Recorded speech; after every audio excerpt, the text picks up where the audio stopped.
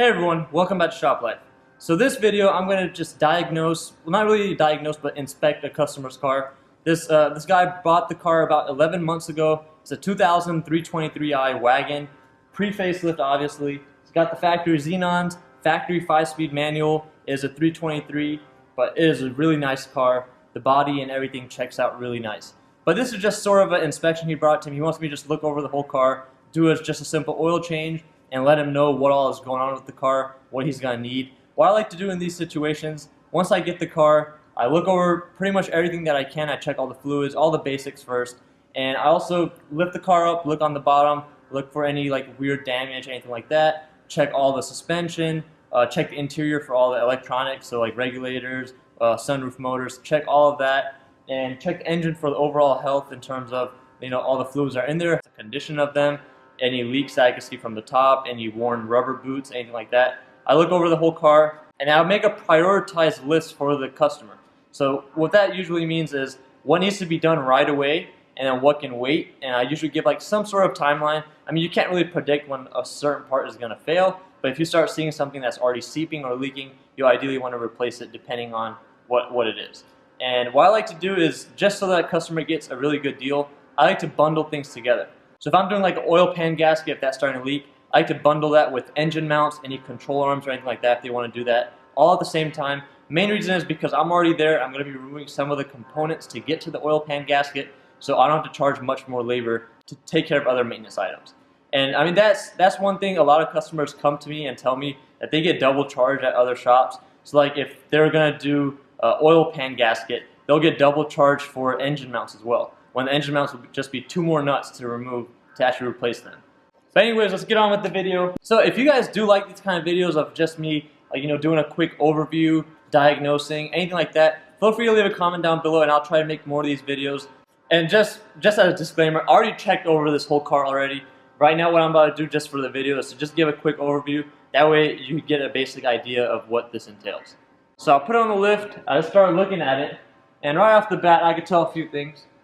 So he's actually replaced the expansion tank and the thermostat, but looking over here, there is a coolant leak. It's very minor from the hose that goes to the expansion tank mounting plate. This hose goes all the way to the back, so this hose leaking right around here is actually a very common leak. It won't even drip because as soon as you turn the car on, it usually burns off. But that's about the only leak. There's no oil leaks. There's a little bit of seepage from the oil pan gasket, but I think it's been replaced since it's got 204,000 miles. All the power steering lines are nice and dry. Even the high pressure line, which usually is it usually seeps right at the connections, but it's not. It's all nice. It's got a new tensioner, new belts, so all that stuff is checking out. The power steering rack boots none of them are torn either. All the ball joints seem fine. It's got new control arms with new control arm bushings. The struts are Bilstein, so they have been replaced at some point in its life. But with 204,000 miles, you would expect that. The brakes actually seem fine. The sway bar links aren't bad. So all that stuff is checking out. The engine mounts, one engine mount has been replaced on the driver's side, but the passenger side hasn't. And usually the driver's side tends to fail more often in terms of it separating because the motor actually sits most of its weight on the passenger side. And every time you accelerate, the motor tends to like switch over that way. So all the weight is resting on the passenger side. So usually that one just starts sagging more and more, and that'll cause more vibrations, but the driver's side tends to separate more often. And then looking at the steering joint, it's got a little bit of play in it. It is original, 204,000 miles. So that I would eventually suggest replacing to take care of any play in the steering wheel, but it's fine for right now. Now looking at the transmission, there is a leak towards the back where the output shaft is, so that seal will have to be replaced. It's not too bad, but I mean, it's got residue all over it. The transmission mounts have been replaced, but I don't think they had it tightened down properly. So this one has deformed, the passenger side has deformed a little bit, and that will cause a little bit of vibration as well. And there's a lot of slop in the gear shifter, and that's most likely from the gear shifter bushing, as well as the gates that are in place, so the detent springs are probably all worn out. So we'll see what we want to do with that. Also, when I did test drive the car, I did feel like the clutch pedal felt a little weird. It wasn't too soft, but whenever you would press it in, it was making weird noises, and whenever you're engaging the clutch, it also makes weird noises. Usually that happens from hot spots on the flywheel, and what will happen is your car, when you're releasing it, you'll start feeling jerk around whenever the hot spots on the flywheel are getting engaged.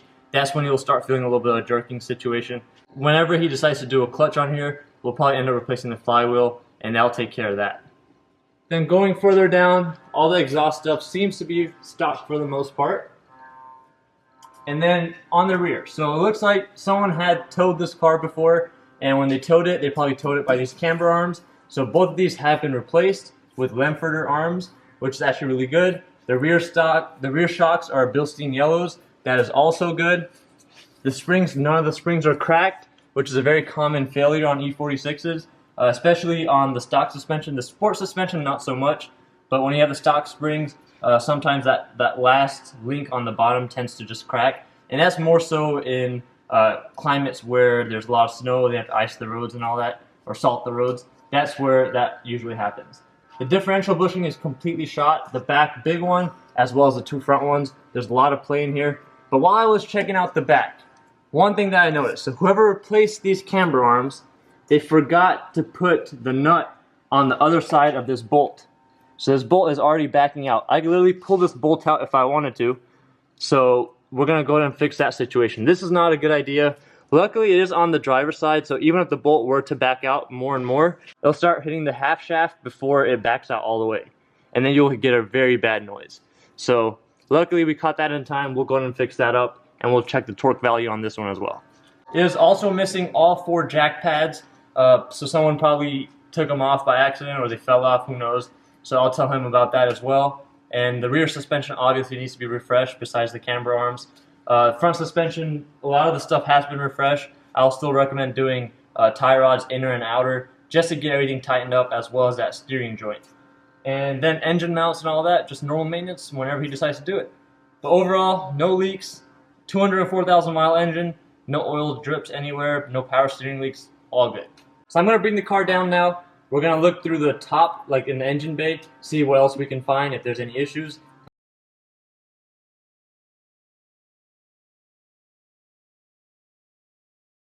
Here's the engine bay. Pretty clean for the most part. Seems like someone has washed it sometime in the past. But just looking at it, we can see, so this line right here for the secondary air pump, it has been replaced with some kind of silicone line, which is actually really good, because silicone line tends to fare better with heat. So that's good. The mounts, one of the mounts for the secondary air pump is bad, that's why it's moving around. But that's not going to cause any issues with driving. And then most of the common, I actually have a video on most common leaks and suspension overview and all that for the E46, so feel free to check that out. But just looking at this, the valve cover gasket is leaking on the very back corner, and that's one of the most common areas. That back corner as well as this front corner right around here. And you could easily tell why. The motor is slanted this way, so more oil tends to splash around on this side, so you're going to have more oil leaks there. Continuing on, the CCV has been replaced with the cold weather. Easiest way to tell about that is with the insulation on the lines. If it wasn't cold weather, it won't have the insulation. Then you also want to remove these covers. When you pull the covers off, you can see the rest of the CCV hoses. You can check for all the wiring, so any connectors, see if any of those are frayed or if any of those are getting too much heat damage. Most of the time, the O2 sensors tend to get the most heat damage, and sometimes the wires will actually tend to like stick together and they'll melt the insulation and they'll start shorting out.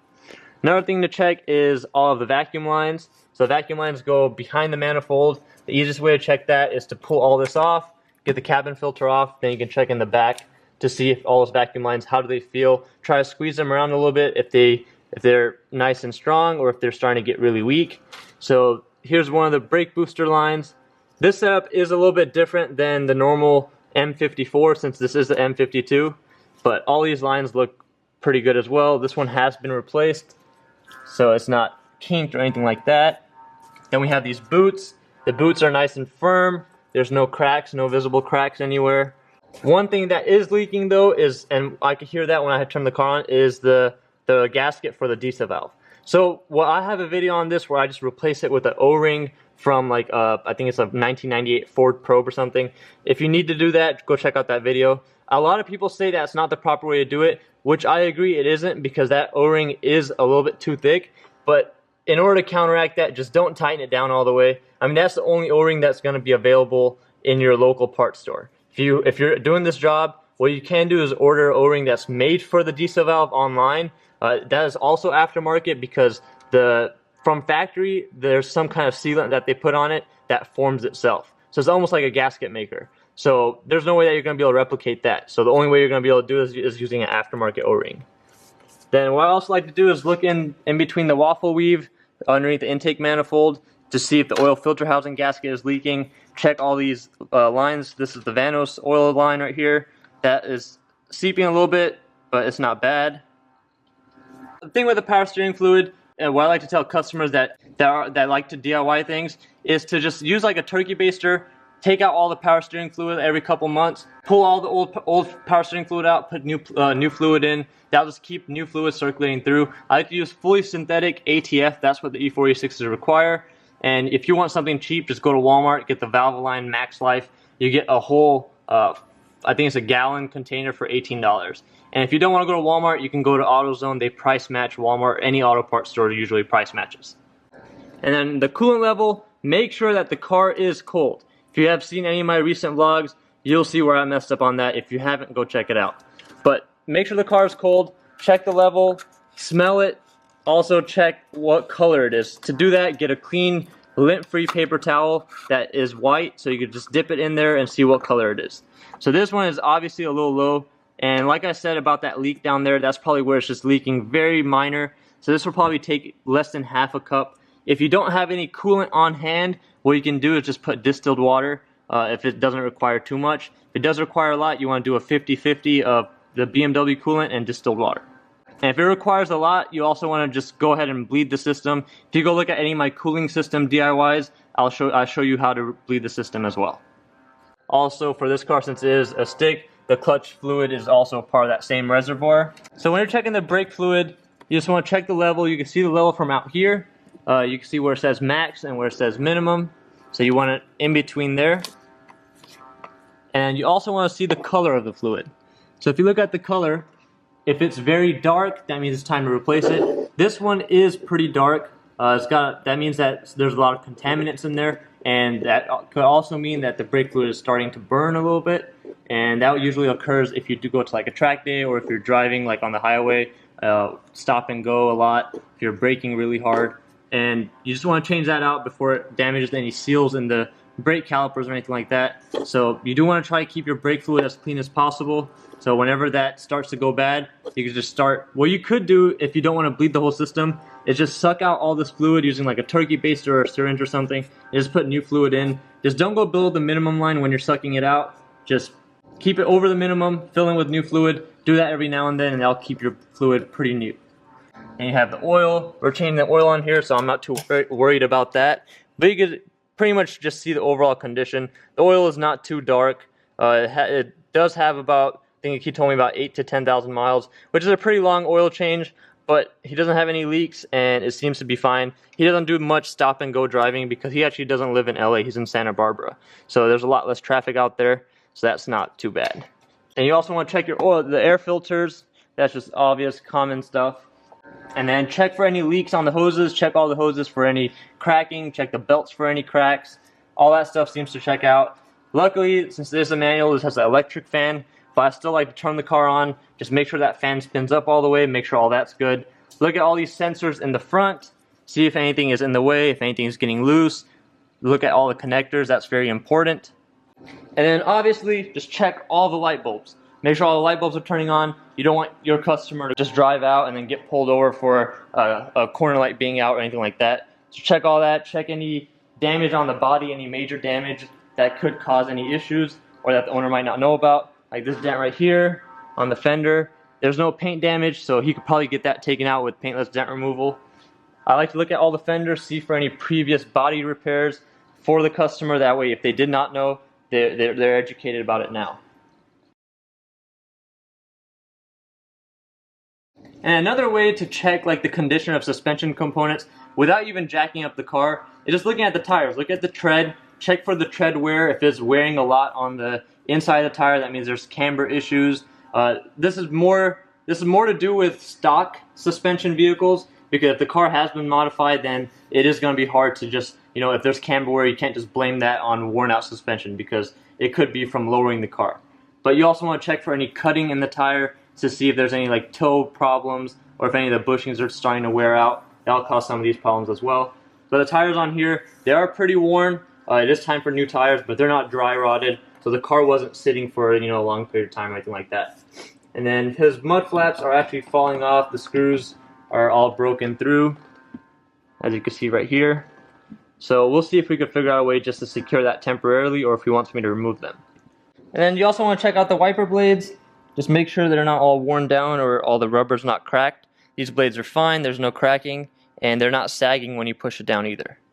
But as you can see, this cowl seal, the windshield cowl, there's no seal part left to it, so that will eventually need to be replaced. I should have a video on this if you guys need to know how to replace it.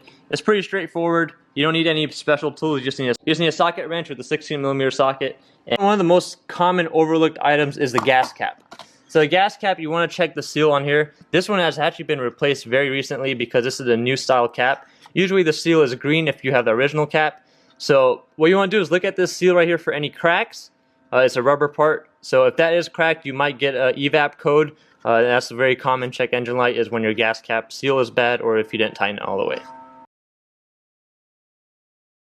And as with any old car, all the seals on the windows and stuff, those will tend to dry up, start flaking off. Most of these seals are actually not bad, but the ones that are on the pillars, those are starting to wear away.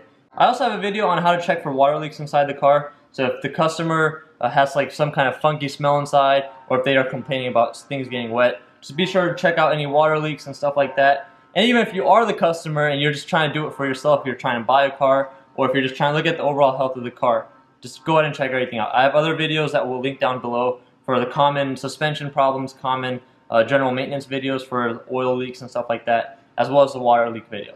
So that's it for this video. If you guys have any questions, and if you guys like this style of video, make sure you leave a comment down below. And if you do have any questions, message me on Instagram at ShopLifeTV. That's going to be the quickest way to get my response.